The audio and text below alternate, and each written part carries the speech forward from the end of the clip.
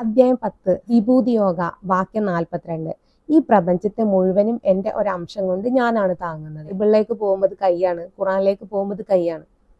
കൈ എന്ന രീതിയിലാണ് ഉപമിക്കുന്നത്. അപ്പോൾ ഈ ഒരു അംശമാണ് എല്ലാത്തിനെയും സപ്പോർട്ട് ചെയ്യുന്നത്. പ്രകൃതിയുമായി ബന്ധപ്പെട്ട എല്ലാ കാര്യങ്ങളുടെയും നിയന്ത്രണം സൃഷ്ടാവിന്റെ കൈകൾ എന്ന അംശമാണ്. അപ്പൊ നമ്മുടെ രാവും പകലും എല്ലാം, ഒരു പക്ഷിക്ക് പറക്കണമെങ്കിലും, ഒരു വിമാനം പറക്കണമെങ്കിലും, ഒരു കപ്പൽ ഓടിക്കണമെങ്കിലൊക്കെ ഈ സൃഷ്ടാവിന്റെ ഈ കൈകൾ എന്ന അംശത്തിന്റെ സപ്പോർട്ടിങ് ഉണ്ട്. അത് നമ്മളെ മരണമായാലും ജനനായാലും എല്ലാ കാര്യം സൃഷ്ടാവാണ് നിയന്ത്രിക്കുന്നത്.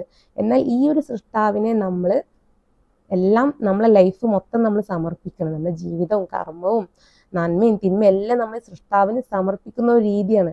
ഈ ഒരു രീതിയാണ് നമ്മളെ ഇസ്ലാം എന്ന് പറയുന്ന രീതി.